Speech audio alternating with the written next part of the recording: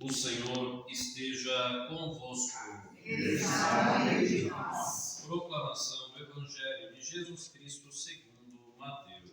Glória a vós, Senhor. Naquele tempo, Jesus contou esta parábola a seus discípulos. O reino dos céus é como a história do patrão que saiu de madrugada para contratar trabalhadores para a sua vinha. Combinou com os trabalhadores uma moeda de prata por dia e os mandou para a vinha. Às 9 horas da manhã, o patrão saiu de novo, viu outros que estavam na praça desocupados e lhes disse: Ide também vós para a minha vinha, e eu vos pagarei o que for justo. E eles foram. O patrão saiu de novo ao meio-dia e às 3 horas da tarde, e fez a mesma coisa. Saindo outra vez pelas 5 horas da tarde, encontrou outros que estavam na praça e lhes disse: Por que estáis aí o dia inteiro desocupados? E eles responderam: Porque ninguém nos contratou.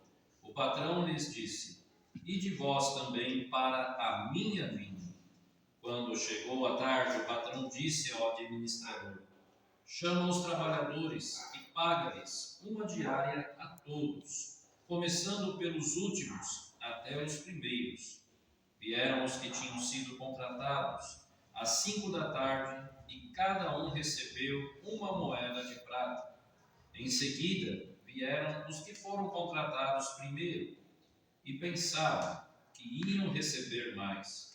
Porém, cada um deles também recebeu uma moeda de prata. Ao receberem o pagamento, começaram a resmungar contra o patrão.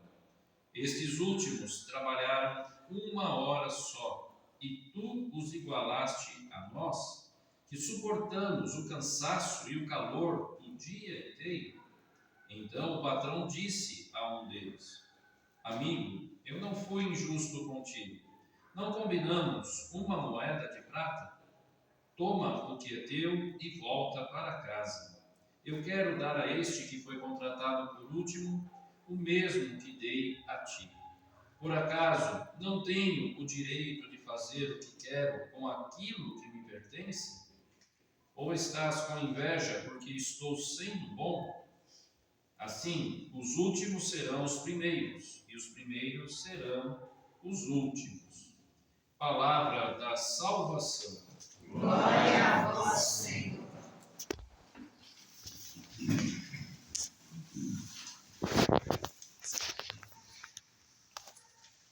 Em nome do Pai, do Filho e do Espírito Santo. Amém. Buscai o Senhor enquanto se pode ser achado. Hoje iniciamos escutando esta palavra que Deus dirigiu ao profeta Isaías, da qual ele também compartilhou com a comunidade no tempo em que vivia. Mas também algo muito importante nessa passagem da leitura. Meus caminhos, diz o Senhor, estão acima dos vossos caminhos, e meus pensamentos acima dos vossos pensamentos. Quanto está o céu acima da terra. É importante a gente perceber isso, Deus tem um caminho que traçou para cada um de nós, mas Ele é aquele que faz a história, e a história hoje recebe o nome de caminho. Esse caminho da qual todos nós estamos nunca pode ser superior ao próprio Deus, E Ele que nos dá essa oportunidade de caminharmos nesta vida, neste mundo, no tempo em que vivemos, sempre com o coração agradecido pela história que Ele dá. E cada um tem uma história, E que essa história não seja vivida de forma a ser superior à história do próprio irmão. A questão da história do irmão, da irmã, pertence a ele, A vida dele, o momento da vida do irmão, da irmã, também foi plenamente dado, planejado por Deus, E por isso deve ser cada vez mais respeitado e compreendido por todos nós, São Paulo nos diz a sua experiência. São Paulo tem o desejo de estar com Cristo, já contemplando. Esse é o desejo que nós também temos na nossa vida. Mas ele também volta para a realidade da sua vida e no seu tempo. Para mim, diz ele, o viver é Cristo e o morrer é lucro. Mas o que isso significa? O desejo que ele tem de estar com Cristo para sempre também se sobrepõe num outro sentido das necessidades daqueles que ainda estão conhecendo a Jesus, nas comunidades. Por isso ele fala, neste caso não sei o que escolher. Ele se sente atraído para os dois lados, de continuar evangelizando, catequizando, ensinando a comunidade a conhecer a este Cristo que tanto ele já conhece, deseja e quer ficar para sempre. E por outro lado, ele deseja partir para se encontrar e viver aquilo que ele também estudou e foi evangelizado pelos outros apóstolos, desde a sua conversão. Ter esse encontro com Jesus Cristo. Ele termina muito concreto aqui a sua palavra, dirigida aos filipenses. Só uma coisa importa: vivei à altura do Evangelho de Cristo. Qual é a altura deste Evangelho? É a altura da salvação. Cristo nos deu a sua palavra. Ele é o Evangelho, o exemplo, a palavra. Ele é o máximo do amor de Deus, da inteligência de Deus, da doação de Deus. Ele é o máximo. A altura máxima é o Cristo. Por isso o apóstolo Paulo chama a esse convite, que cada um viva também à altura do seu próprio Senhor, à altura do próprio Cristo. Isso é um convite muito forte, porque viver à altura do Cristo é renunciar como ele renunciou. Lembra que o mesmo São Paulo dizia, ele sendo Deus se fez um menor, se fez homem por todos nós, que nós possamos ver que o maior se fez pequeno, o maior veio ao nosso meio através do seio da Virgem Maria. Ele não quis chegar aqui neste mundo para oferecer a salvação, mesmo podendo fazer dessa forma. Ele não quis nada além da nossa própria realidade, porque ele quer salvar a cada um na nossa realidade. Por isso ele nasceu, ele cresceu, foi alimentado por sua mãe, por seu pai, adolescência, juventude, até sair para a missão e nos dar ali o seu Evangelho, a sua palavra de salvação, que hoje São Paulo convida a cada um de nós estarmos à altura do Evangelho, à altura do próprio Cristo. Mas não somos maiores que o Cristo. Ele se fez menor. E esta é a grande diferença que nós temos ao sermos reconhecidos como cristãos nesse mundo. O Evangelho de hoje retrata isso de uma forma muito simples e direta, porque mexe com o brilho das pessoas. Jesus é este patrão, Deus é esse patrão justo. Jesus também é este patrão justo. Ele nos ensina aqui, nesta parábola dos trabalhadores para a sua vinda. O que ele combinou? Primeiro, Deus sempre é claro, é direto, o que ele deseja de cada um de nós. Uma moeda de prata por dia. E olha que uma moeda de prata naquele tempo, ninguém ganhava uma moeda de prata naquele tempo. Então Deus já começa valorizando ao máximo os trabalhadores, e combina com os trabalhadores para trabalhar em sua vinda. Este aqui é um evangelho vocacional também, se a gente for analisar, o mês passado, as vocações. Há pessoas que são chamadas no início da sua vida, no meio da sua vida, ou também já caminhando para o final da sua vida, para trabalhar na vinha do Senhor, ou seja, viver o Evangelho dentro da igreja, da vida, da sociedade, da família, não importa a hora do chamado. Por isso, vai desenrolando a paróquia, né? Às 9 horas da manhã, o patrão saiu de novo, ao meio-dia, à tarde, pelas 5 horas, e chamou a todos, né? Não importava juventude, meia-idade ou idade avançada, já os idosos. Não. Deus é igual para todos. Basta que cada um de nós se deixe ser, como aqui está dizendo, contratado por Ele. Né? Contratado. Mas contratado não para ser oprimido, não para ganhar mal, não ter a sua recompensa. Muito pelo contrário.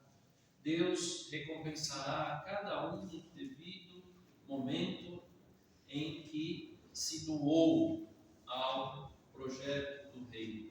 Né? A vinha é esta igreja que aponta para a vinha definitiva, que é o reino de Deus. Né? Por isso, muitas vezes na caminhada gera desconforto, né? Porque chega o pagamento, o final do dia chega. E ele foi pagando. E disse em primeiro lugar: primeiro paguem aqueles que eu chamei às 5 horas da tarde. Por último, e dele uma mesma moeda. Aí vem os das 9, meio-dia. Nós trabalhamos aí o dia inteiro. E esse que trabalhou aí 1 hora e meia, 2 talvez, vai ganhar a mesma coisa. Aí entra o lado humano, né? A gente volta para a primeira leitura. Meus pensamentos não são os vossos pensamentos. Né? A minha maneira de agir não é a maneira como vocês agem. Deus é justo e agirá sempre com justiça. Nós não. Quando nós questionamos a ação de Deus, como fizeram os trabalhadores das 9 horas e meio-dia, então você está trazendo a justiça para você. E esqueceu que Deus é que contrata, oferece e dá ali uma bela moeda de prata. Né? Coisa que nenhum, volta a dizer, trabalhador ganhava. Né? Trabalhador ganhava naquele tempo. E nem hoje. Né? E nem hoje. Se a gente tem uma moeda de ouro, quanto vale uma moeda de ouro? Olha. Quanto está uma grama de ouro hoje no mercado? Uma grama de prata pura.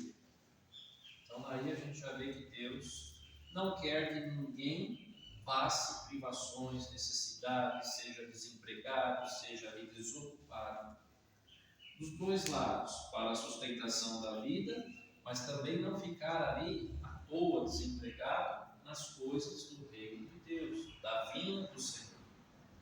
É preciso conciliar a vida social, de trabalho e sustento de família com a vida eclesial, comunitária que cada um de nós temos. E fazer alguma coisa. Não ficar parado esperando. Né? E ainda que esses trabalhadores tiveram ali vamos dizer assim, uma imensa sorte. Eles estavam parados. O que vocês estão fazendo aí? Ninguém nos chamou, ninguém nos contratou, a gente está aqui. Mas nós já fomos chamados. Né?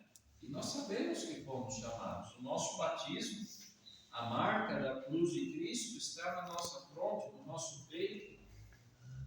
Nós fomos ungidos no nosso batismo para quê? Para estar dignamente trabalhando nesta vinha do Senhor. E que notícia boa! Recebendo do próprio Senhor o nosso salário. Agora, se nós achamos que o nosso salário não está bom, significa que eu estou ali desconfortável com o salário do outro. Não. Cada um de nós temos diante de Deus o mesmo salário, a mesma recompensa. Qual é a recompensa? O reino de Deus. Para mim, morrer é lucro, porque eu morrendo eu vou estar com Cristo, no reino de Deus, diz São Paulo. Mas, enquanto ainda não morremos, trabalhemos com dignidade e recebamos o nosso salário. O salário, volto a dizer, o próprio Deus nos dá, e dá com justiça, né? Podemos terminar aqui dizendo a frase que Deus disse, o patrão, né? Por acaso, não tenho o direito de fazer o que quero com aquilo que me pertence? Pois é, tudo pertence a Deus. Por isso que nós proclamamos que nós cremos em Deus. Cremos em Deus que é Criador do céu e da terra, de todas as coisas visíveis e invisíveis. Tudo é de Deus. Mas Deus, na sua generosidade, faz com que nós participemos e ainda da sua obra e ainda recebamos um salário. Olha que maravilha. Porém, ser também à altura de Cristo, tratar as pessoas com a máxima igualdade. Todos merecem um melhor e o mesmo salário dentro da perspectiva do amor de Deus e do reino que espera a cada um de nós que Cristo veio aqui dar a sua vida para que nós tivéssemos acesso. A recompensa será o reino e a presença eterna com Deus, com o Senhor, com todos aqueles que acreditam no Senhor. E trabalhar na vinha significa trabalhar na vinha para que a vinha dê fruto. Dê fruto. Você não trabalha na vinha para que ela fique só bonitinha, não. Você espera que ela dê fruto. Que a nossa vida dê o fruto necessário. Né? O terreno da vida são os anos de vida que nós temos. Deus vai trabalhando aqui. E você também trabalhando com Deus. Para que dê frutos. Um de 30, outros de 60, outros de 100.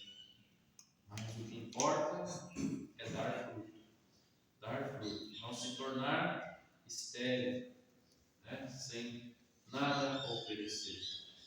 Né? A videira oferece o fruto a todos que vão lá e pegam dela.